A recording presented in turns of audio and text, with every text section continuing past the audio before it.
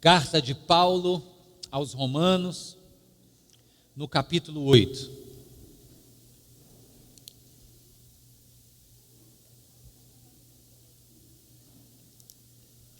Os irmãos encontraram? Quem tiver sem Bíblia, o texto vai ser projetado, como a gente sempre faz. Eu quero ler do 35 até o 37. Apenas esses dois versos, é o cântico que nós cantamos, que foi inspirado nestas palavras do apóstolo. Quem nos separará do amor de Cristo? Será tribulação, ou angústia, ou perseguição, ou fome, nudez, ou perigo, ou espada? Como está escrito, por amor de ti enfrentamos a morte todos os dias, somos considerados como ovelhas destinadas ao matadouro, mas em todas estas coisas somos mais que vencedores, por meio daquele que nos amou. Vamos ler juntos só essa parte, mais uma vez? Mas em todas estas coisas somos mais que vencedores, por meio daquele que nos amou.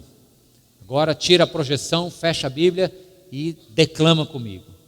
Mas em todas estas coisas somos mais do que vencedores, por meio daquele que nos amou. Amém. Feche os seus olhos. Pai querido, cremos nesta palavra, cremos, meu Deus, no que estamos cantando, lendo, afirmando e reafirmando. Nós cremos nisso. Nada pode nos separar do teu amor. Mas é verdade, Senhor, que algumas coisas podem sim nos distrair da tua voz, da tua palavra, deste momento agora. Por isso eu te peço, Senhor, mantenha os nossos ouvidos e corações atentos ao que se falar e ao que se ouvir neste lugar. Que nosso coração seja aquele terreno fértil, no qual a boa semente da tua palavra cai, germina, floresce e frutifica. Em nome de Jesus oramos. Amém. Amém. Pode se sentar.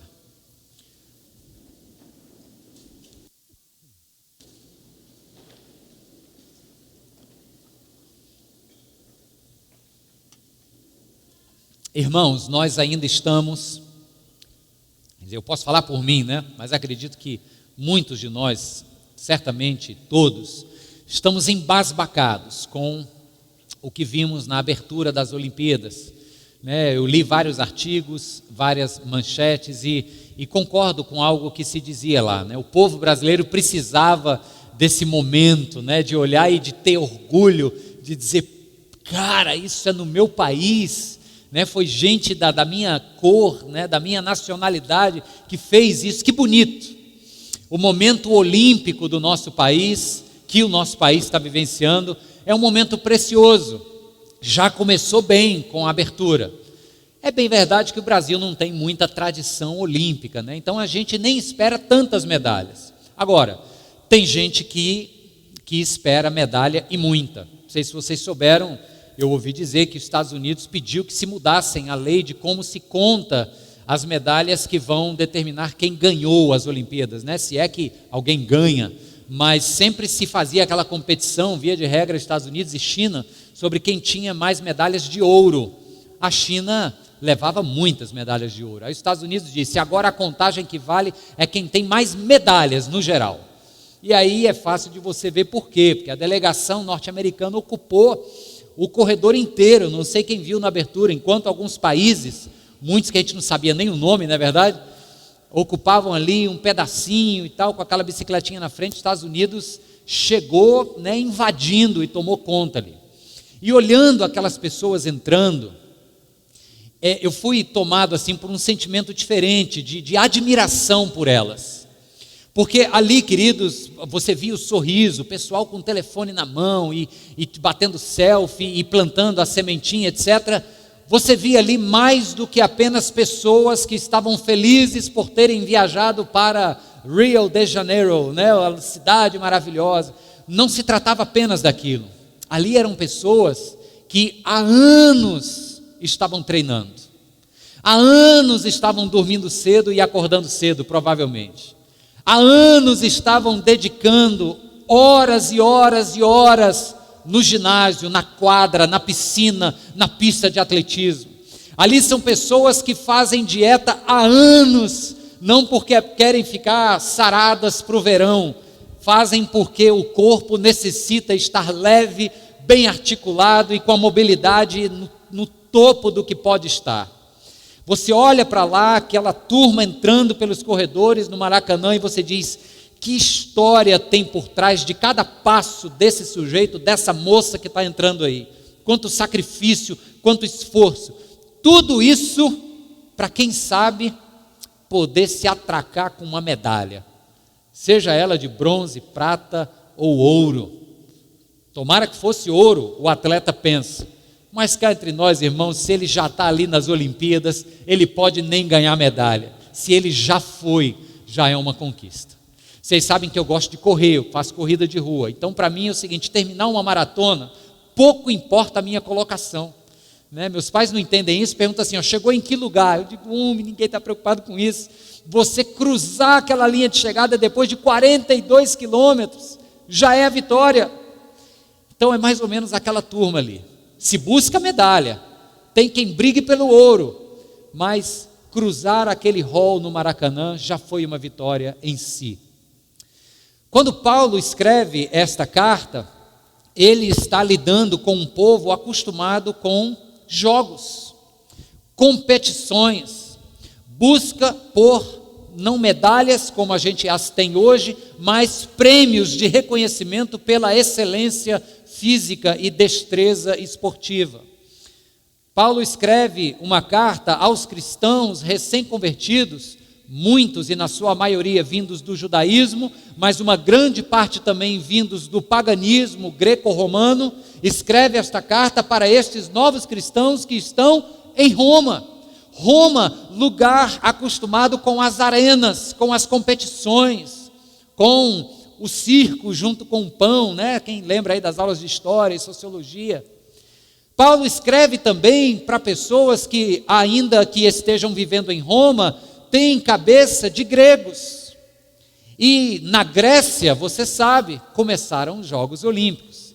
Então o grego, ainda mais do que os romanos, tem a tradição da competição, do se dar bem, do ganhar, do vencer, seja no esporte a partir da tradição olímpica de Atenas, seja nas discussões filosóficas. Existiam metodologias entre os filósofos para ver quem ganhava discussões e argumentos. Então esta competitividade para ver quem vai ser o vencedor está no sangue destas pessoas para quem o apóstolo Paulo escreve a carta aos romanos. Lá em casa a gente estava vendo a abertura. Eu vou confessar para vocês, aqui e acolá eu olhava para o computador, para o celular, para ver que país era aquele, que eu não tinha ideia. Alguém se solidariza comigo aí, não? Tanto de país que eu nunca ouvi falar, e o sujeito diz: tinha que ter jogado uma partida de War, para poder lembrar, dos nomes difíceis de país. Aí tinha um outro no celular também caçando Pokémon, pelo menos contando quantos Pokémon tinha caçado, mas a gente viu a abertura. E vendo a abertura, eu me lembrei desse texto. Quantos destes que estão entrando aqui querem ser vitoriosos? Aí o apóstolo Paulo, que escreve para as pessoas de Roma, que sabem o que é o anseio pela vitória, o desejo pela conquista, ele introduz uma categoria nova. Ele diz: não basta ser vitorioso. O gosto da vitória muitos de vocês já têm nas arenas, nos embates filosóficos. Saber o que significa derrotar o inimigo, vocês já sabem. A categoria nova que o apóstolo Paulo nos apresenta, aqui no verso 37, são aqueles chamados de mais do que vencedores. Eu e você. Olha só, você pode dizer amém para isso? Glória a Deus, mais do que vencedores. Volta o olho comigo para o texto, no capítulo 8, que lemos, verso 35. O apóstolo Paulo e suas perguntas retóricas, um recurso didático que o apóstolo tem para poder fixar um ensinamento. para fixar uma afirmação. Então, você já percebeu aqui que ele quer dizer que nada nos separa do amor de Cristo. Só que aí ele pergunta, né? Porventura, algo pode nos separar? Ele diz assim, quem nos separará do amor de Cristo? Ele não está considerando aqui a possibilidade de Cristo deixar de nos amar. Não é que ele considera aqui que em algum momento, por algo que você faz ou por algo que você deixa de fazer, pode ser que o amor de Cristo acabe sobre sua vida. Não é isso, ele já havia afirmado inúmeras vezes que este amor não acaba mais, independente do que você fizer ou deixar de fazer. Não se deixa de ser amado por Deus. O que ele está perguntando é se tem algo que pode acontecer em nossas vidas para nos afastar deste amor. O amor vai existir para sempre. Mas o que é que pode acontecer que porventura me afaste, me tolha o direito e o prazer de estar aconchegado nos braços do Pai? Ele faz essa pergunta e é uma pergunta que já tem resposta. Nada. O que é que pode acontecer? Ele diz nada. Para reforçar esta retórica dele, ele ainda traz alguns exemplos de coisas que provavelmente poderiam acontecer na vida de qualquer cristão. Ele pergunta, são tribulações, são angústias, perseguições? Olha que interessante, ele não está escrevendo para cristãos assim como eu e você, que num domingo à noite vem para cá, ar-condicionado, né, um som bacana, um louvor gostoso. Diga-se de passagem, abre parênteses, queridos, que louvor abençoado. Deus é muito bom conosco, irmãos. Deus é muito bom conosco. A presença dele no nosso meio. Nem todo mundo tem esta possibilidade de maneira congregacional, como nós estamos tendo aqui, cantar, se expressar, levantar a mão, gritar, pular, dançar. O apóstolo Paulo escreve aqui para cristãos que estão debaixo de tensão. O clima ainda ia piorar muito desta carta aos Romanos para frente. Mas aqui, ao longo do contexto da carta aos Romanos, os cristãos já estão tensos, porque o Império Romano já começa a enxergá-los como uma potencial ameaça.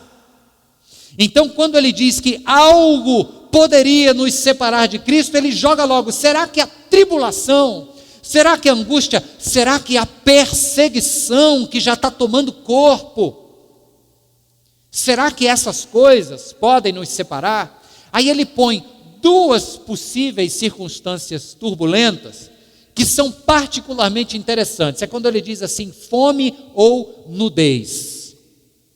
A crise da escassez do que comer, da escassez do que vestir. E por vestimenta não entenda apenas a roupa do seu corpo. Vestimenta insere tudo aquilo que nós precisamos nos cobrir, seja a nossa casa, o nosso teto, a segurança. A roupa que protege o corpo é um símbolo para tudo aquilo que nos deixa seguros. Ele fala, será que podem nos afastar do amor de Cristo a fome ou a nudez? E é interessante Paulo estar falando isso, por quê?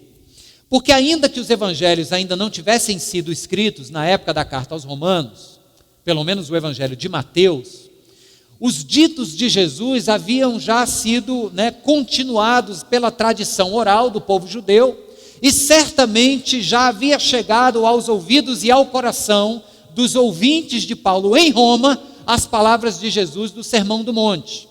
E no capítulo 6 do Sermão do Monte, Jesus Cristo diz assim, não se preocupem com o que vocês haverão de comer, beber e vestir.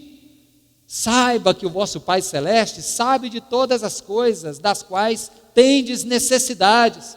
Busquem em primeiro lugar o meu reino e a minha justiça, disse Jesus. E todas estas coisas, o quê? Lhes serão acrescentadas. Então o apóstolo Paulo está chegando aqui para esses cristãos e perguntando assim, espera aí, nós temos uma promessa de que não nos faltaria comida nem vestimento. Se a gente buscar o reino de Deus e a sua justiça, não nos faltará comida nem investimento. Lembra lá das palavras de Jesus? Aí ele fala, será então que se vier a faltar pão, roupa, bebida, Isso poderá ser trágico o suficiente para nos afastar do amor de Cristo? Ele diz, nem isso. E eu gosto de entender esta aparente incoerência da palavra de Deus, é uma aparente incoerência, porque ora Jesus diz que não vai faltar nada, ora o apóstolo Paulo está dizendo que os cristãos de Roma poderiam sim passar por angústias, perseguições, tribulações, fome e nudez. O que é isso? Vamos entender assim, olha só o verso de número 32, no capítulo 8 de Romanos, diz que aquele que não poupou seu próprio filho, mas o entregou por todos nós, como não nos dará juntamente com ele, Jesus Cristo, e de graça, todas as coisas? Todas as coisas nós temos. O Pai disse, todas as coisas em Cristo lhe serão dadas. Como é então que pode ser que falte? É porque, queridos, quando faltar, não significa que Jesus deixou de dar, não significa que ele quebrou com a promessa de que não nos faltaria o que comer, beber e vestir. Não. O que significa é que ele quer nos ensinar a confiar na capacidade de Deus em nos dar na hora certa, de acordo com a nossa necessidade e para fins de glorificá-lo com a nossa vida. Não significa que ele quebrou a promessa. Ele quer que você se exercite no aprendizado de confiar que ele sabe não só o que você precisa, quando você precisa e para que são essas necessidades. Para quê? Para glorificá-lo, para servir aos seus propósitos. Amém, irmãos? Então é por isso que ele diz aqui aos romanos, eu sei, romanos, que vocês podem passar por fome, nudez, angústias, tribulações, lutas das mais diversas. Vocês inclusive passam por elas agora. Sabe como é que o apóstolo Paulo diz que os romanos estavam passando por elas? É quando ele cita o Salmo 44. Você reparou que ele faz uma citação aqui? Ele diz assim, como está escrito. O que é que está escrito? É o Salmo 44, verso 22. Ele diz assim, por amor de ti enfrentamos a morte todos os dias. Somos considerados ovelhas destinadas ao matadouro. O Salmo 44, se você for olhar dentro do contexto, foi escrito pelos filhos de Corá, conhecidos como os coraitas. E eles estão cantando um poema ao Senhor, cujo o resumo, o tom deste poema é mais ou menos o seguinte: Deus, nós te conhecemos e tu és um Deus glorioso sobre a terra. Nós te servimos, nós te adoramos, nós te exaltamos com as nossas vidas, cantamos os teus louvores. Agora, Deus, nós estamos no perrengue, está difícil a nossa situação. Aí é quando eles dizem aqui, por amor de ti, Deus, é que nós enfrentamos essas coisas. É exatamente pelo tanto que te amamos e queremos seguir os teus caminhos que nós estamos nesse perrengue. E aí o apóstolo Paulo cita este verso 22 do Salmo 44 para dizer para os romanos o seguinte: olha só, quanto mais você amar ao Senhor neste mundo hostil aí do lado de fora, neste mundo competitivo, onde um quer passar por cima do outro em nome de uma medalha na vida, enquanto você estiver neste mundo querendo servir a Deus, não se preocupe, você vai ter fome, nudez, tribulação, angústias e perseguição. Os coraitas aprenderam isso na pele, e vocês, romanos, vão vivenciar, já estão vivenciando isso na pele. Falei isso domingo passado e quero repetir agora. A palavra de Deus e o ensinamento do Evangelho não é algo que serve para fechar o corpo de ninguém. Ninguém fica blindado porque virou crente. Ninguém fica isento de tribulação porque passou a confiar no amor salvador de Jesus Cristo. Não, as adversidades estão aí, e é uma questão de tempo para nós termos que enfrentá-las. O apóstolo Paulo está dizendo isso para os romanos, está lembrando que os coraitas já disseram isso. Por amor de ti, ó Deus, é que nós estamos passando por essa tribulação. Só que aí chega neste auge do texto, que nós repetimos, quando ele fala assim, ó, mas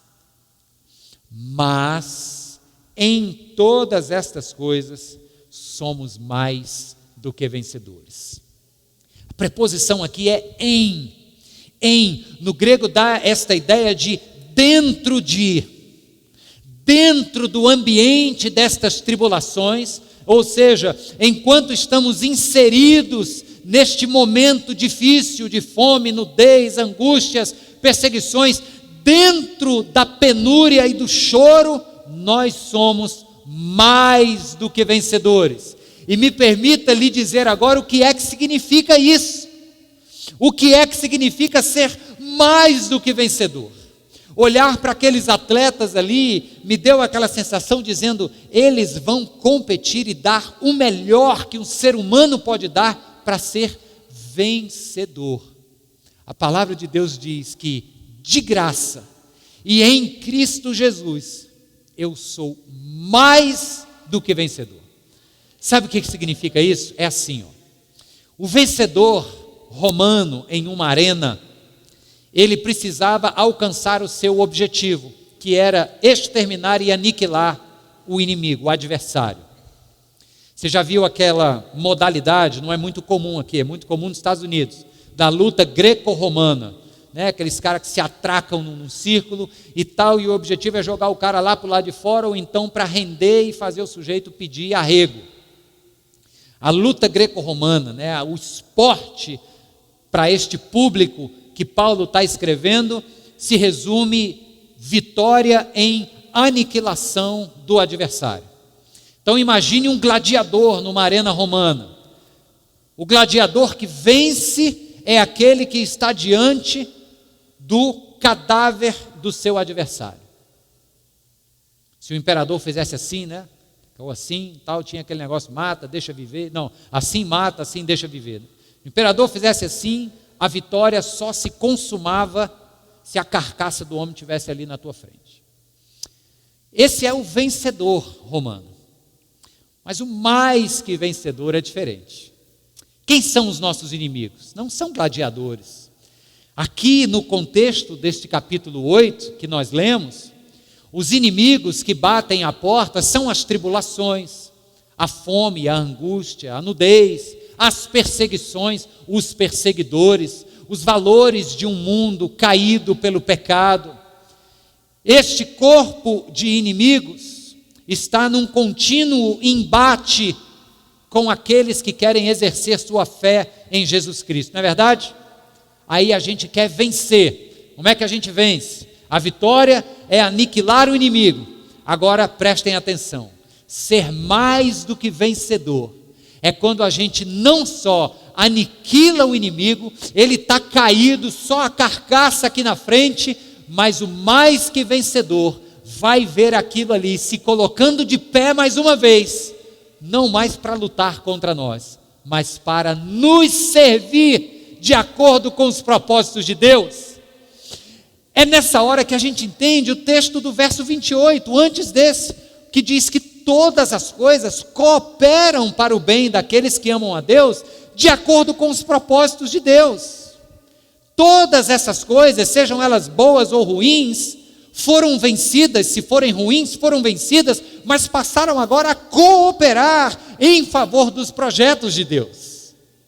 Você crê que uma doença que bate à sua porta pode fazer de você uma pessoa mais forte, mais comprometida com o Senhor e mais cheia de fé? Sim ou não? Contribuiu para o propósito de Deus na sua vida. Uma crise financeira, uma crise braba na empresa, faz de você um homem e uma mulher que ora mais? Sim ou não? Está vendo, irmãos?